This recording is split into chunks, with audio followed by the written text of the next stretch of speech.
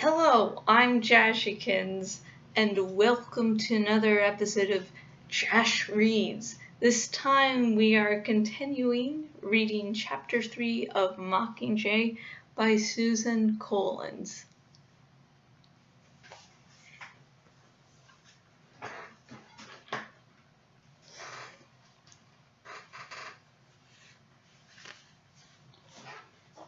Music plays them out.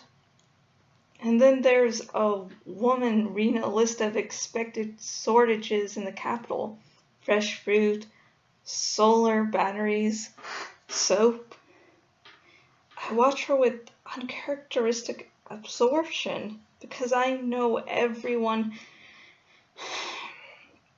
will be waiting for my reaction to the interview. But there's no way I can process it all so quickly.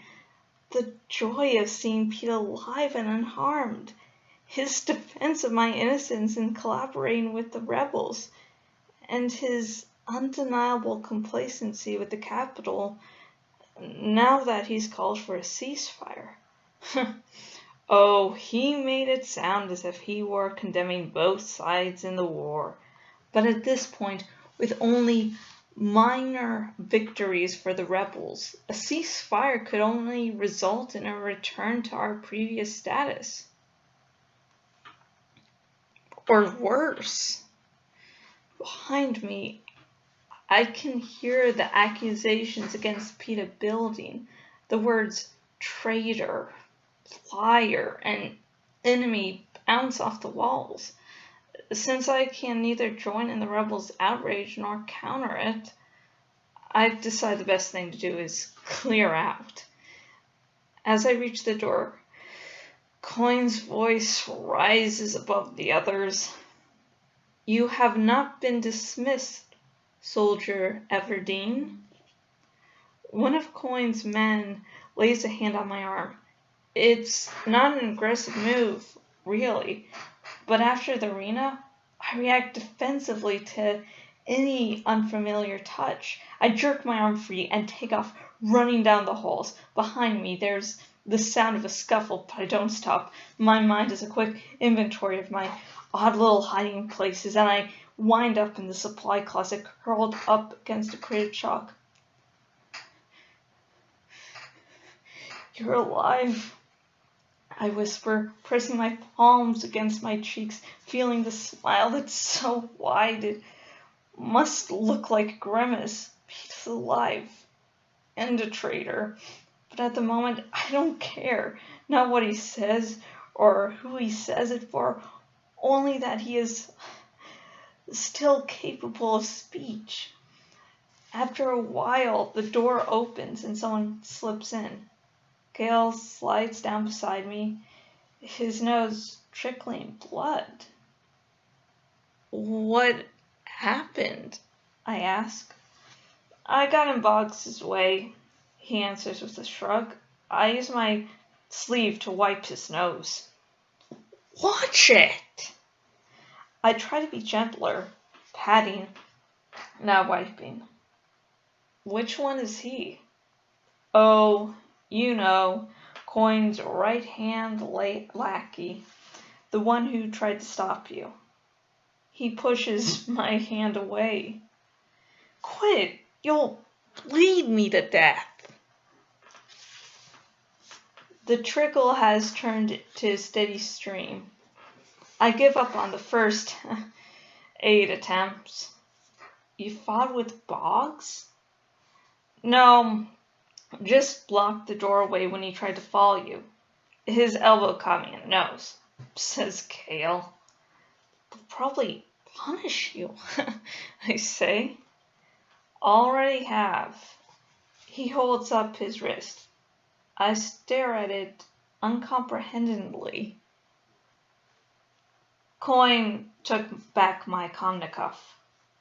I bite my lip, trying to remain serious, but it seems so ridiculous. I'm sorry, Soldier Gale Hawthorne. Don't be, Soldier Katniss Everdeen.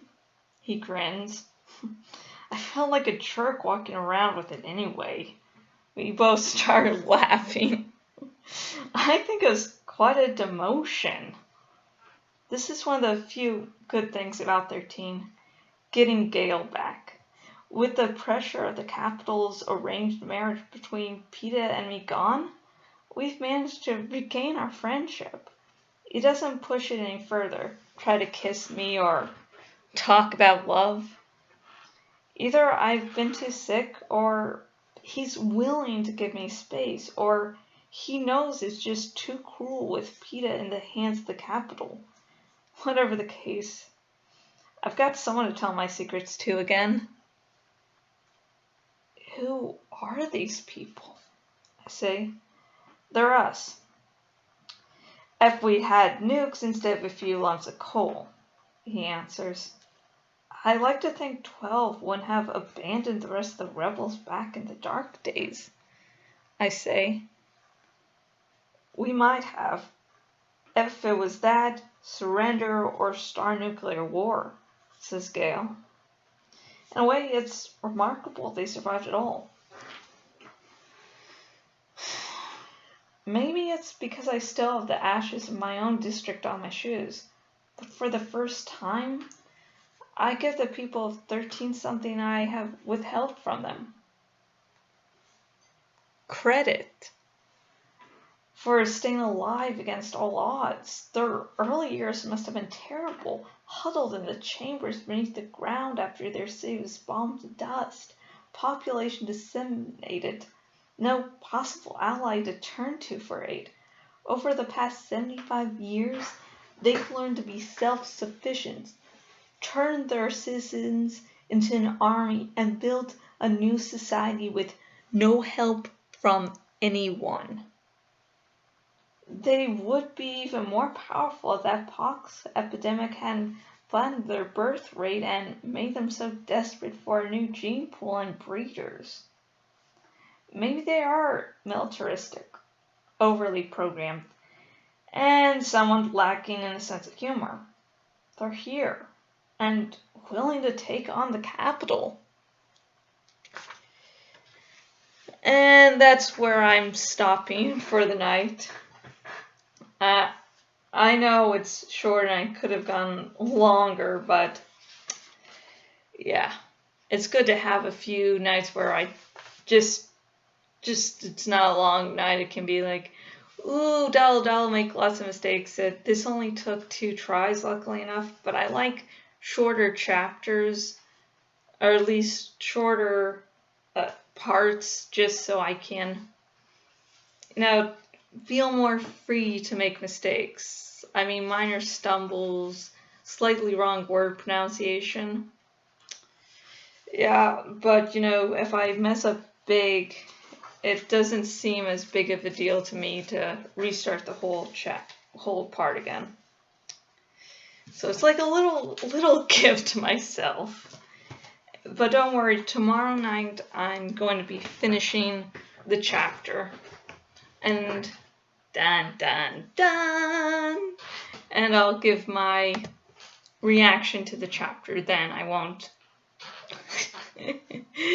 I won't do so now because, yeah, there's a lot more to talk about.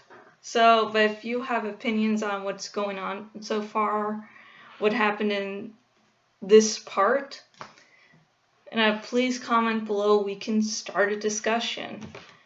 What would have your reaction been if you were Katniss and you heard Peeta giving this speech?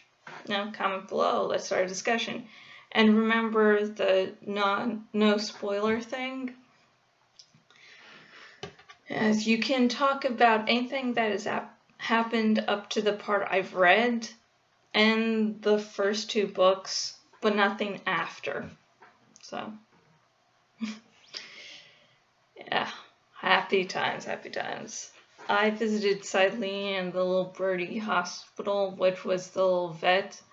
And what happens is that she stays in the vet's during the day. She goes to the vet's house during the night. The vet being known as the crazy bird lady. So, hey, she's doing better, but she's just not pooping on her own, which is the problem. Once that's done, she can come back home, but there's also taking care of the birdie at home, and of course my dad, whom I live with, he's just sort of like, yeah, I don't want to, you're going to do that, you'll be the only one who does that. I point out, sometimes I go other places, and so sometimes I adhere to the poop the bird. Da-da. And let's see what to give a toast to. Hang on.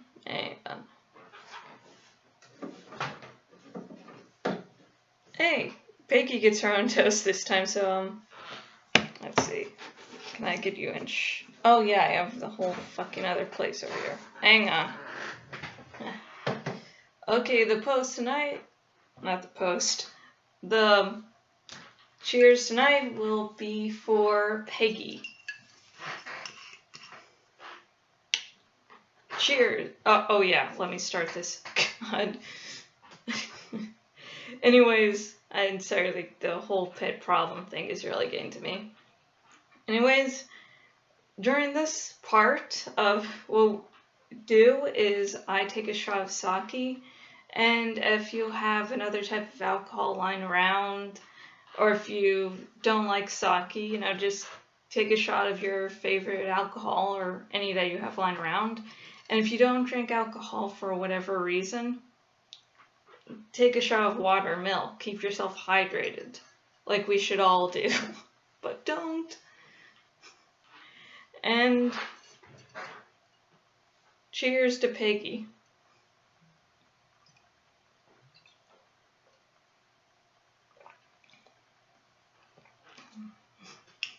And so I'm just thinking of Peggy Carter walking through the door and like, what the fuck's going on?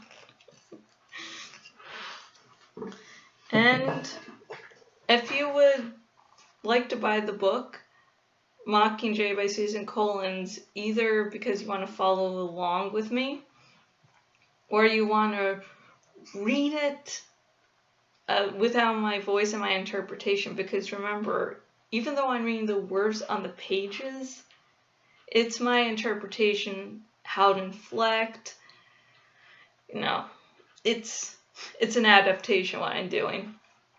Or if you want to read ahead, you know, you're like, I know, I love how Jash reads it, but I sort of really want to know what happens. I don't like that it's taking so long. Then, and so you want to buy the book, and you want to support me at the same time. If you're watching this on the YouTubes, link to buy the book is in the description, and if you're watching this on my Bloggity blog, link is under the bloopers. Yay! And until next video, goodbye.